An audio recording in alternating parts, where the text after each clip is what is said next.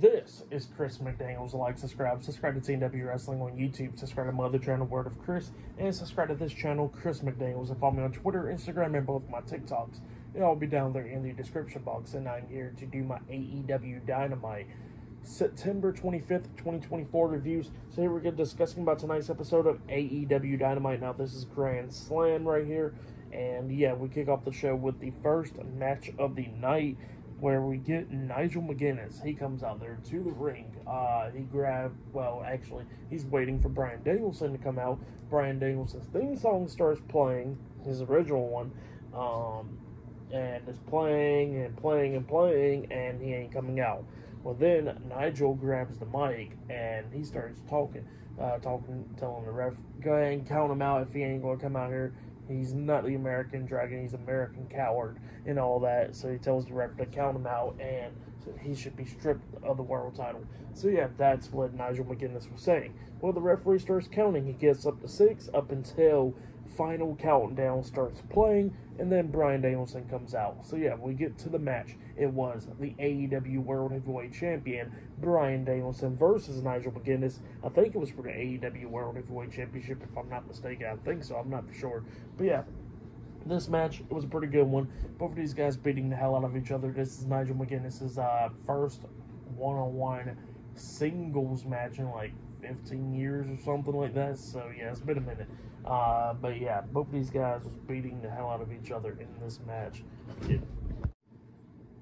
So yeah, both of these guys was beating the hell out of each other. Like I said, this is Nigel McGuinness's first match back in a singles match, actually, for 15 years. But yeah, going back and forth and everything, coming up near falls a lot of times in this match.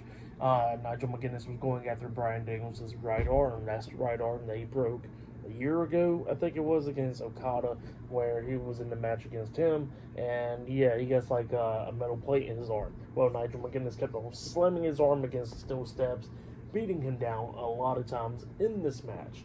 Well, you know, Danielson kept on trying to come back a lot of times in this match. At one point, Danielson actually hits the Psycho knee, the running knee, onto Nigel McGuinness, but he couldn't go for the pin immediately because of his arm and stuff. It was too injured. Well, then eventually, you know, it was going back and forth and everything, coming up near falls. Danielson kicked McGuinness upside the head, getting a 2 count. Just going back and forth. At one point, Nigel McGuinness actually hits the Tower of London onto Bryan Danielson. He pins him 1, 2. Danielson barely kicks out at 2. But then we start getting towards the ending of this match, where we see Bryan Danielson locking on the label lock onto Nigel McGuinness, but McGuinness kept on trying to fight out of it, trying to roll him up for a pin and all that, but it was not working. Danielson was not letting go of the label lock, and then before Nigel McGuinness tapped out, he says thank you, and then he finally taps out. So yeah, Bryan Danielson defeated Nigel McGuinness tonight in a one-on-one match. Good match. It was a great one to open up the show right there. For that match, I'll give it 4 stars. That's why I'll give it. It was a good one though, but yeah, that's why I'll give that match. But yeah, then after that match ended, all of a sudden, Christian Cage comes out there. He gets the contract, and it looks like he's about to cash in that contract for the AEW World Heavyweight Championship. And, you know, he pulls out the contract, he gets the pin in his hands, he's about to sign it up until Kip Sabian comes up and just steals the pin out of Christian's hands, and then Christian chases after him backstage, and then Christian runs into Pac and Claudio Castagnoli, and they're just staring at him, and Christian just runs off. So yeah, that's what happened there. But yeah, like I said, pretty good match between Bryan Danielson and Nigel McGuinness. Like I said, I give it 4 stars. That's why I'll give it. Great one. A lot more stuff to come later on tonight on Dynamite, but up next we're going to be seeing the FTW Champion Hook versus Roderick Strong one-on-one for the FTW Championship. So yeah, that match is up next, and yeah, I'll see you guys later. Till then. So the next thing to happen on AEW Dynamite, we get to the next match of the night. It was the FTW Champion Hook versus Roderick Strong with Matt Taven and Mike Bennett, the Undisputed Kingdom, at ringside. So yeah, it was for the FTW Championship, so the title was on the line. This match, it was good. It wasn't long. It wasn't really long. But it was still good. Both of these guys beating the hell out of each other, coming up near falls a lot of times in this match. At one point, you know, there were still chairs getting involved in this match as well. They had like a steel chair set up, and Roderick Strong hits like a gut buster onto Hook on the steel chair, which was pretty cool. And then Strong hits like a Claymore kick after that, pinning Hook, but Hook barely kicked out at 2. And then he lifts up Hook and tries to hit his finisher move on Hook, but Hook reverses it, locking on the transmission onto Roderick Strong, and eventually Roderick Strong ends up tapping out. So yeah, Hook defeated Roderick Strong tonight to retain his FTW Championship. That's what happened. But then, after the match ended, Roderick Strong staring at Hook, and he extends his hand. Well, Hook looks at him, and then he actually shakes Strong's hand, and Strong walks out the ring, showing some respect. And then the rest of the Undisputed Kingdom shakes Hook's hand as well, and they walked out as well. So yeah, they just showed some respect. But then after the match and all that, Hook gets out of the ring, and he gets interviewed by Tony Schiavone. And Hook was talking about how there's been so many greats and stuff that held the FTW Championship ever since it got brought in and stuff. And, he wants to thank everybody that showed respect for the title and all that. But he says that today the title was going to be retired, and he hands it off to his dad, Taz. So yeah, the FTW Championship is now retired. But yeah, it was a good match. For that match, I'll give it 3 stars. That's why I'll give it. But yeah, that's why I'll give that one. But yeah, up next, we'll be seeing the AEW World Tag Team Championships being defended. Up next, the Young Bucks versus Will Ospreay and Kyle Fletcher. Up next on Dynamite. So yeah, that match is up next.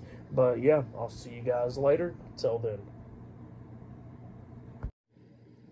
So the next thing that happened on AEW Dynamite, we get to the next match of the night. It was the AEW World Tag Team Champions, Matthew Jackson, Nicholas Jackson, the Young Bucks, versus the AEW International Champion, Will Ospreay and Kyle Fletcher, in a tag team match for the AEW World Tag Team Championships. Don Callis was on commentary for this match. In this match, it was a really good match. At one point, it looked like the Young Bucks was about to hit the Meltzer driver onto Kyle Fletcher, up until freaking Will Ospreay jumps up there on the top rope, hitting a nice cutter onto Nicholas, I think it was, taking him out. There was pretty cool spots in this match, a lot of cool spots. And then we start getting towards the ending of this match, where we see Kyle Fletcher hitting a suicide dive onto one of the Young Bucks outside of the ring. Don Callis gets up, and then he passes Kyle Fletcher a screwdriver. Well, Kyle Fletcher sees the screwdriver. He gets into the ring. It looks like he's about to hit one of the Young Bucks upside the head with the screwdriver, while Don Callis is distracting the referee on the ring apron. Well, then Will Ospreay gets into the ring quickly, grabbing the screwdriver out of Kyle Fletcher's hand, telling him, like, no, this ain't right. And then he hands it off to the ref, and then starts complaining to Don Callis and all that. And while all of that is happening, all of a sudden, the Young Bucks, we see one of them hit Will Ospreay upside the head with the championship, and then Kyle Fletcher tries to roll up one of them, and the other one passes the title over to the other one. I think it was Matthew outside the ring, and Nicholas got rolled up, but then he kicks out too. But when he kicked out, it pretty much pushed Kyle Fletcher to the ropes, and he gets hit with the title as well, and then he gets rolled up for the pin. But Kyle Fletcher barely kicks out at 2. But then as soon as he gets back up, he gets hit with a double super kick, and then gets hit with a BTE trigger by the Young Bucks, getting pinned for the 1, 2, 3. So yeah, the Young Bucks defeated Will Ospreay and Kyle Fletcher tonight to retain their AEW World Tag Team Championships. That's what happened. Great match. For that match, I'll give it 4.5 stars. That's why I'll give it. Good match right there. But yeah, that's what happened there. I'll give it 4 stars. But yeah, after that match ended, we see Renee Paquette interviewing Orange Cassidy, Kyle O'Reilly, and Mark Briscoe, the conglomeration. I think I said that name right. And Orange Cassidy welcomes Rocky Romero to the group, and then Mark Briscoe and them was talking about how they're going to beat the Learning Tree this Saturday on Collision. So yeah, that's what happened there. But next, we're going to be seeing Prince Nana on AEW Dynamite up next. And still to come later on tonight in the main event, it will be Jon Moxley versus Darby Allin 1-on-1. So yeah, I'll see you guys later. Until the next thing that happens on AEW Dynamite Grand Slam. See you guys later. Till then. So the next thing that happened on AEW Dynamite, we get to the next segment of the night where we see Tony Schiavone. He is on the ramp, and he introduces Prince Nana. So yeah, Prince Nana comes out there. Swerve Strickland's still not there, so Prince Nana pretty much has to give up the update to everybody about Swerve Strickland, you know. So yeah, that's what he's there about. And you know, he was talking about how happy he is about being in New York tonight and Queens and all that stuff, and talking about the fans and all of that. And then he starts talking about Swerve, talking about how, you know, how he's had like a tough few months pretty much, where he lost the AEW World Heavyweight Championship against Bryan Danielson at Allin, and then a week later after that he got his childhood house burnt down to the ground, and then a week after that or whatever he faced Hangman Adam Page in the steel cage match, and the steel cage lights out match, and that he lost that match because of ref stoppage. So yeah, that's what Prince Nana was talking about and stuff. And then all of a sudden he gets interrupted by MVP. So yeah, MVP makes his debut on AEW. He comes out there and yeah, he interrupts Prince Nana, and MVP was talking about how Swerve is really damn great. That, you know, how he won the world title against Samoa Joe, and how he's been defending that world title against a lot of people, and then he lost the world title. He's seen that happen. He said he's seen the house getting burnt down. He said he's seen that he lost to Hangman Adam Page at All In and all that stuff, All Out and all that. So yeah, that's what MVP was talking about. And then he says that he don't blame Swerve Strickland at all for his losses. He says that he blames his management looking at Prince Nana, and that pretty much Swerve needs to upgrade from Prince Nana.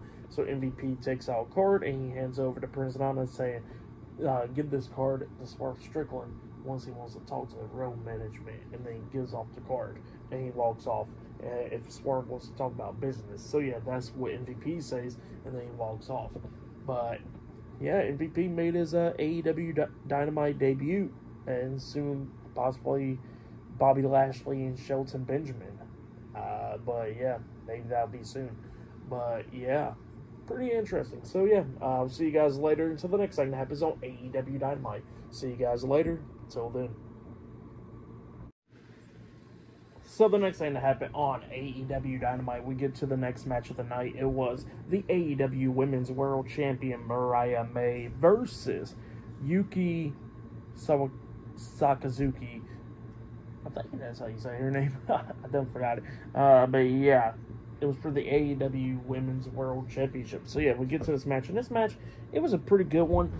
Yuki was trying to do everything that she could do to try to become the new Women's World Champion by beating down Mariah May, getting the upper hand actually in the beginning, like before the match even started, like hitting the suicide dive onto her and all that.